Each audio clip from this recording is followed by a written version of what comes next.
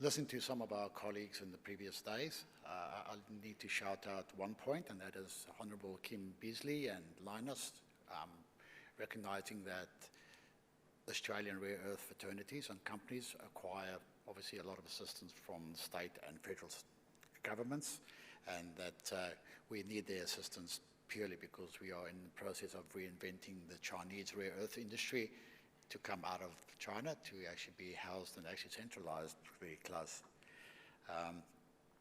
Besides that, if I do indulge as a geologist, I go down the wormhole and I actually have a lot to say of big words and concepts which are foreign to you. Please put your phone up, just like that, lighten up, and then I'll know you're a staunch supporter of magnets, because each phone you have in your pockets and your handbags has at least 14 to 20 magnets. So you are a supporter of our industry. Thank you very much. Right, so this is the disclaimer. Obviously, please read those. We are obviously on board with that, and obviously are really law-abiding company. First, we're going to start with the vision and values for our company.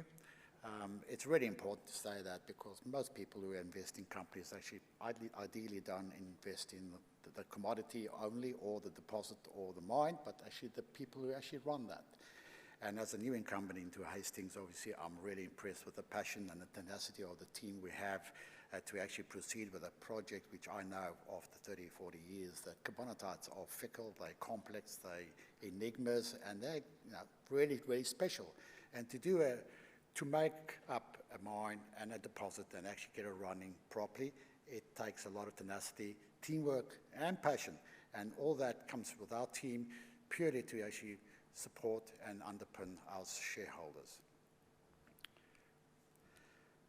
So I'll start off this talk with obviously executive summary of, and the point is we have a lot of highlights, we have a lot of good points, we have a lot of new information, and this talk is actually to show them all, and I'll highlight them as we go through the talk. The snapshot obviously here is about Yangibana. Yangibana is about 200 km northeast of Carnarvon. It's a well-proven ore body to the degree that we have 20.93 million tonnes of reserve. That'll carry us 17 years, and it's a depository basically of 188,000 tonnes of TREO, total rare earth oxides. The significant upside is basically at this point is that we are not only looking at the TREO or the NdPr, we are adding another commodity to our model, to our financial model, to our process. And that is ferrocolumbite, or if everybody actually, niobium. And it's not like it's a surprise. It didn't just jump up last week. We've known about this, but horses for courses, we needed to phase ourselves. And we've actually found through testing, which we announced last week, is that the ferrocolumbite can be concentrated in the same plant which we aim to build for this project, which is shovel ready. So it's all good news. There's nothing detrimental or even negative about this. There's a lot of good news, and we just need to work out what's the best good news. So adding niobium to our process and to our model and our business is a huge effect. And as a carbonatite expert, if I can say that, carbonatites are special. They're never a one-horse wonder. They're really, really exotic, and not one is the same, but in general, they're all the same. So it's a bit of a complex thing. And that these things, if you want to mine a carbonatite economically, you really need to add 2 or 3 or even 4 commodities which actually are part of the basket, and that underpins robust, stable support in any given economics or economic scenario. So the total capital cost of this project is $474 million. We already invested $154 million in terms of pre-construction activities and infrastructure. We also own or have 21.5% of Neo Performance Minerals, and I'll tell you why we have that, and I'll move down the line with that. The NPV at the moment is ungeared, and obviously post-tax, and it's $865 million. We have obviously 32% of our shareholders are the top 20, 15% of our chairman Charles and his family office, And then we actually have a new incumbent, which is a 9.8% shareholder in process, which is JL Mag, which I will touch on, another highlight. Does that work? All right, so what I've done now is I've actually spoken about Yangibana in a corporate way. Now we're going to go Yangibana project way. So just to actually enlighten people about NdPr. NdPr is two rare earth elements. They're actually on the light side of the 17, or let's call it 15, because 2 are man-made. So those elements actually are NdPr, are really important in our lives today. Talking from energy efficient bulbs to TV screens for computers, obviously wind turbines, very important, big magnets in those things, EVs, sound equipment and speakers, obviously a lot of black box stuff, which is actually part of defense, and obviously we can't talk about much about that. And then obviously smartphones, very important. As I said, smartphones have 14 to 20 magnets in them, and all of these are actually supporting basically our product, which we'll be producing. If I look at all these other deposits, and I must stress, I've been running around these deposits, I wouldn't say all of them, since 1988. I've probably seen more carbonatites than people have seen boxes of chocolate. And it's not the same thing, by the way. But Yangibana is actually a world-class deposit if you come to the ratio of NdPr to TREO ratio. It's 37, and there is no complex, no deposit, no known other, academic or not, deposit out there with that same NdPr to TREO ratio. This makes this project at Yangibana really special. Now that 37 is actually a global average for our deposit, which is 650 square kilometers in size. There are areas within our Bald Hill and our Simon's Find and other deposits which are actually higher zones, and they actually run at 54 to 52%. So we're really impressed with our well-endowed ore body. So the snapshot of Yangibana, that we have a mine life at the moment for 17 years. We have 20.9 million tons of reserve to actually mine. We want to actually mine it to the tune of 1.1 million tons per annum. That material through our crusher will produce 37,000 tons of TREO. And from that, we will actually be able to actually split out 3,400 tons of NdPr oxide. Now that is really important, and that's compelling as it is. If we had a higher price in the rare earths, it would have been compelling. Now you're adding niobium, which is going to actually triple that value if we took it. We'll be employing about 470 people while constructing our plant. Thereafter, when we switch out to operations, we will be employing and housing 270 people on site. And this project, when it starts off, and it's not when, it's soon, we will be paying the Commonwealth over $1 billion in tax income. We'll be paying the state, WA, in terms of royalties, we'll be paying them $240 million, and we will actually provide $65 million to the native title royalties. So we are going to be a real cash injection and empower, call it a dynamo, within the Gascoyne, Upper Gascoyne region, where we will be actually a profitable mine, running for 17 years, with the option of actually running another 20 thereafter. So the capital cost, just to clarify that, I've already run through those. So 154 million has been already invested in the project. And that is basically for big tag items like the Yangibana airstrip. We can fly in right to our property, 10 kilometers away from the hotel, which I call a hotel. Kalgoorlie camp, or our housing center, is world class. It's great. I mean, I spend most of my time out there at the moment because we're doing some geology on site. And it's like home from home. We also have a world-class seaborne well system where we actually will be getting our groundwater from. That aquifer is amazing. It's the sheer size and the recharge of it's amazing. But what's more amazing is the way we're going to manage that, and that 82% of our water used in our plant will be recycled. We also drink that water, and we've been jokingly saying that we could actually have a water plant and actually sell water in the rest of the country. The critical path equipment has also been purchased or invested in, especially the long-term items, which is normally the SAG mill, the regrind mill, flotation cells, the thickeners and the belt feeder, and all those big pumps and pieces which obviously would have taken a long time to get. So those are all ready. They're either on their way or they're already been stored in several storing stages in WA, where we'll actually recall them when we actually need to install them when we construct the plant. We've also put an EPC contract in place with GRES, which is GR Engineering. They already know their thing. That they can do this job, and the contract is basically they will actually build and ensure and guarantee that it'll be done on time and that it'll be working ultimately. Just a couple of pictures. I'm not sure if you can see it. Yeah, that's not bad. So the Kalgoorlie village, world-class, our airport. It hasn't got duty-free yet, but I'm sure that'll come around. So we can land 70-seat planes on the property. We've got great access roads to all our ore bodies and access from the main road towards the plant area. I already mentioned a lot about seaborne borehole or borefield, world class. And then obviously the storage of our equipment on site and in storage around WA. Beneficiation plant, obviously that's a Bene plant. This is what we're going to construct with GRES. If we have FID by the next 2 months, we will actually be mobilizing GRES in early next year.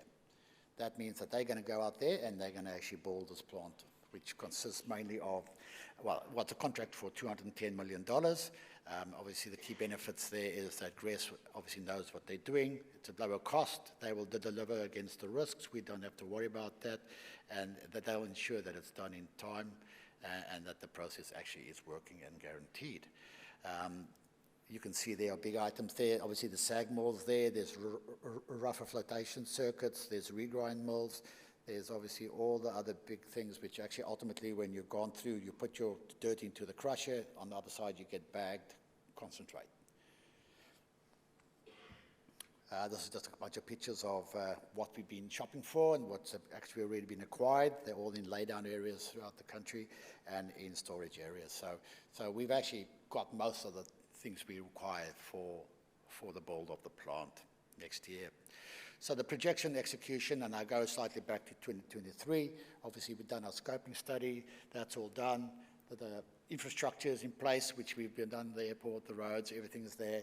So that was finished in last year. This year seems to be a bit lean if you look at the slide, but no, we have not reported all our actions. So we've been running around remapping and actually doing a lot of geology, rock chip sampling and mapping on the property, purely to underpin and make sure we have our tenements under control, but secondly, because we have this next slant of actually adding niobium to our realm, there's a lot of attention we're giving out, looking at the rocks, reviewing the database, making sure we have the information, preparing for a resource estimate exercise in the next couple of weeks, and that will be put out, once we have that as done. The future obviously is then FID by end of year, mobilizing next year, first quarter say, and then obviously having this plant up and running and producing first con in mid 2026. It feels like a long way. It doesn't. Rome was not built in one day. So obviously it's one of those things we just need to be patient. JL Mag, very important. So Hastings' dream was always to be part of the slogan, which we call the mine to magnet. And it's not just we want to go out there, dig a hole, mine it, and sell concentrate. It's never been the dream. The dream has always been a bit wider than that, although that dream became a nightmare now and again because, for an industry that we do not control, in a country which is new to this, to people who don't understand what we're trying to do, it's not easy to have that dream and actually realize it very quickly. So we are like getting hold with offtake agreements, whether it's in China, whether it's in other countries in the world. Having people like JL Mag involved is really important for that dream of actually getting involved or hands-on or in close alliance with people who actually make magnets. Now, JL Mag is a huge company. They provide the top 10 EV car producers with magnets. They provide, and I can't read and I can't remember, but they provide the top 8 air conditioning and pump people. They actually supply magnets to the top 5 turbine producers with magnets. So they're huge, and they got a huge PV or market cap of at least $3.4 billion. So it's a small part. It's not a small partner. We are a small partner, but we need them to actually have credibility to actually have that dream of mine to magnet.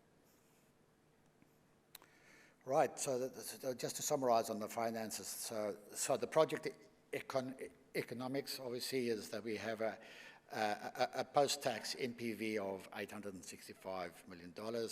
The post-tax IRR is 31.28, paybacks in 3.4 years. The net revenue of life of mine, I'm talking 17 years, is $9.639 billion. The free cash flow over the same time is $3.345 billion, and the average EBITDA is per annum is $258 million. Very impressive, I would say, and that is without even putting the ferrocarbonate into the stream. So remember, all these numbers I've been speaking at this afternoon, none of that includes what the influence of ferrocarbonate would have. Green finance and ESG. Obviously, ESG is deemed to always be enforced by the government, and it's the thing you really need to do. I think it's part of our culture in dabbling in providing the world with obviously future metals and minerals like NdPr and ferrocarbonate, is that we require and we feel that it's compulsory and it's part of our culture and our DNA to actually participate in this. And so we have a whole bunch of these agencies being our peer review and second party, judging and looking how we actually can improve to actually have a good effect. And they normally obviously look around and actually use the criteria of obviously clean transport, energy efficiency, renewable energy, and obviously the way how you actually manage your water. And we are actually really comfortable with the outcomes. We have good results, good awards on that. And just to tell you, in terms of when I said that we will be affecting a dynamo for the Gascoyne Junction and Upper Gascoyne area, Hastings will actually have an effect on the world in the sense that we will be actually participating in the construction of 55 million EVs with the NdPr which we'll be providing. We will actually provide NdPr magnets to wind turbines and to generate 170 gigawatt of power, and that in terms of our water management, 82% of our water which we'll be using in the plant will be recycled. And obviously we're not going to suck the aquifers dry. We're going to be frugal with what we have to make the best effect and actually be the best dynamo in the region. So niobium, very important. This, again, carbonatites are well endowed in multiple elements, and this is really important for us. It's freely available, it's going to be cheap to mine, it's going to be cheap to recover, and obviously when NdPr is down in the market, niobium will be high. So we have a slide which quickly tells us that obviously niobium comes particularly from Brazil. Araxá is the biggest deposit. It's also carbonatite. It's weathered, so people just dig it out like sand. Niobium is used in specialist steels, and any steel which needs to be used with